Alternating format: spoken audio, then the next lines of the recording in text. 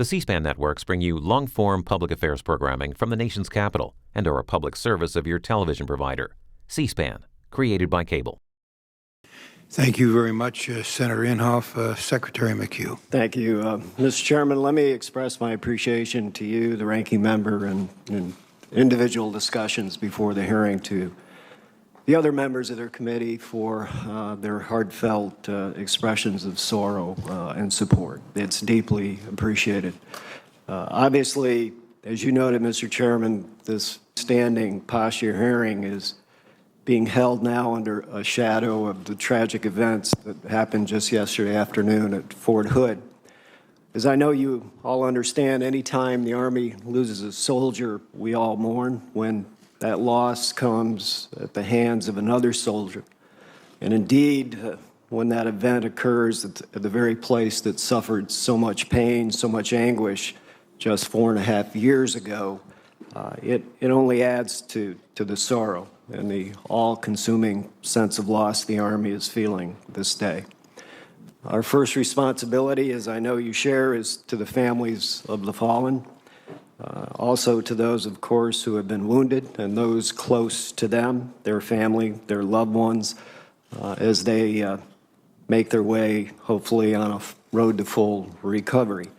Our thoughts and prayers, but most importantly, our actions and our every effort will be with those families, will be with those survivors, whatever the struggle. We have ordered all possible means of both medical and investigatory support, as well as added behavioral health counselors. I want to give a tip of the hat to VA Secretary Rick Shinseki, who immediately reached out and offered any support from the Veterans Administration in respect to needed personnel. And in speaking, as both the Chief and I did late last evening, to Lieutenant General Mark Milley, for the moment the immediate needs seem to be met, but we're going to monitor that very, very carefully.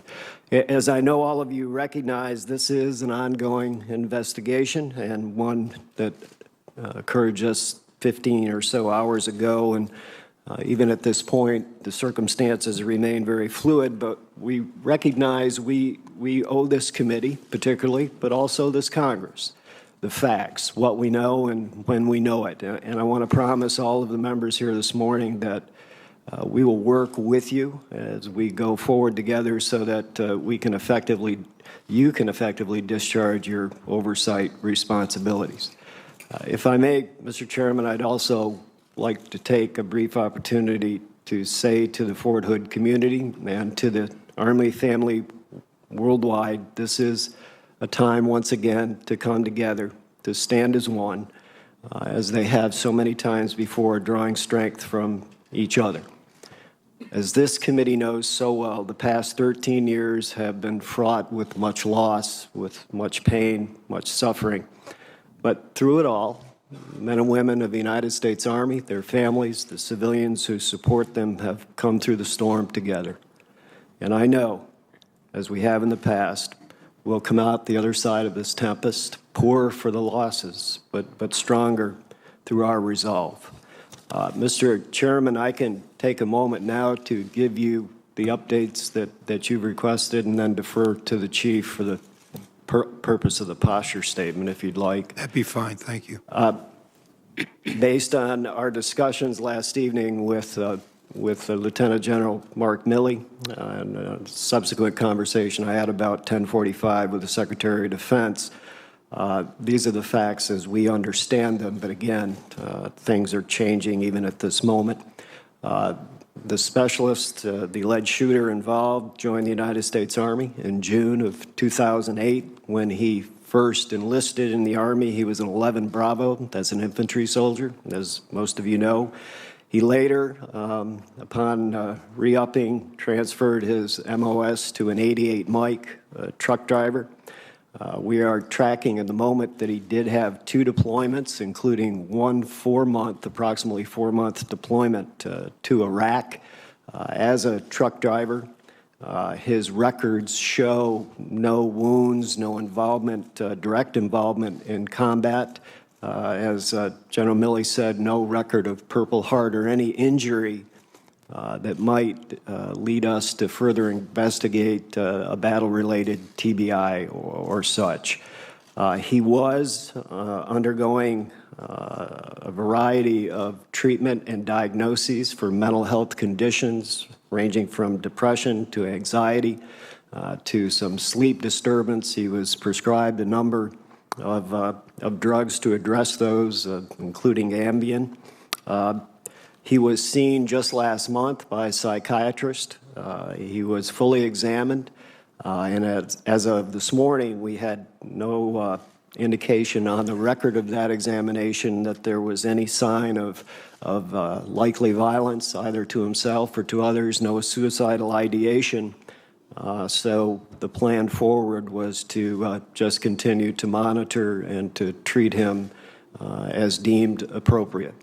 The alleged weapon was a .45 caliber that the soldier had recently purchased. He lived off post.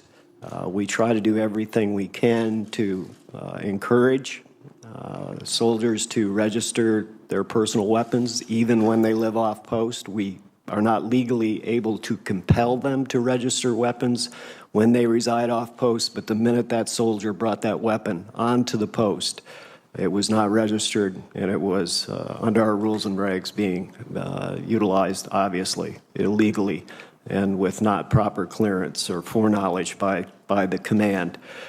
He is married. His wife was being questioned, the last I was informed, last evening.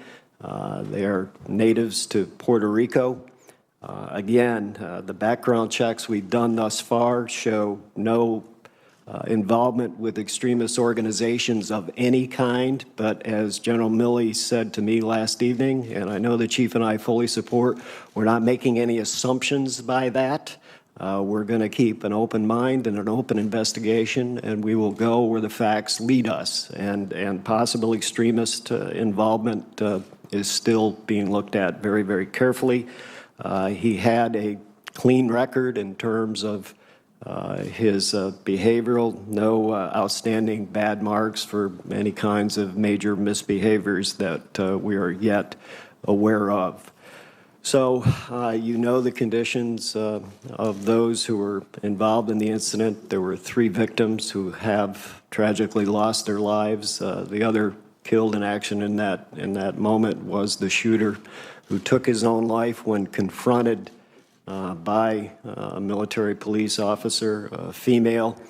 16 others wounded, 3 that were considered critical, the others of varying severity, but considered by and large stable. But we obviously are going to continue to make sure they get the best of care because we want to ensure absolutely that no bad thing comes out of this, more than already has. So that is pretty much what we know at this moment, Chairman.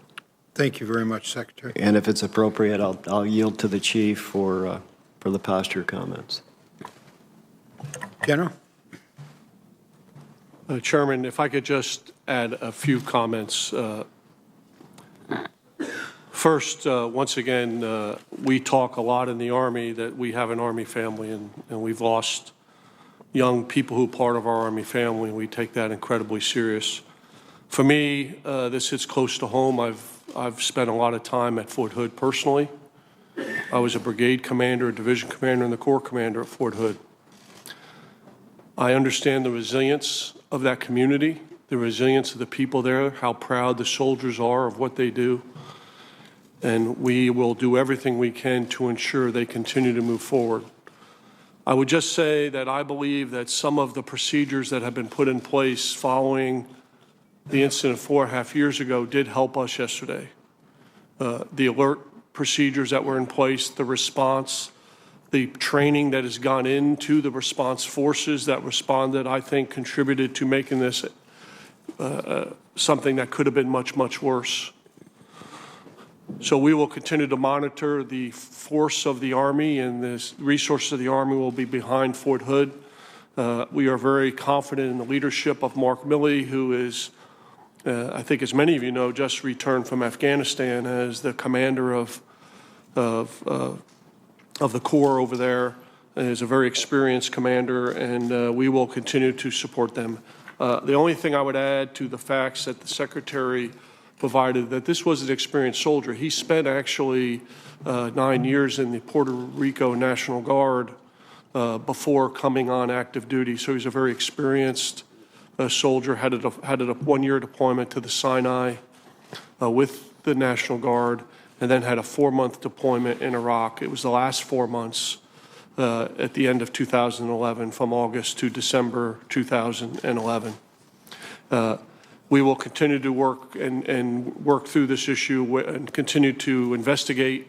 And as we do that, we will provide information to all. The only other thing I would say, there's great interagency cooperation. The FBI has provided significant assistance, as well as the state of Texas, as well as the Veterans Affairs, as the Secretary pointed out. So we will continue to work this. We have an incredibly talented, resilient Army. We'll continue to be incredibly resilient and move forward, but we will also reach out to our family, the victims and the families of our victims of this tragic incident.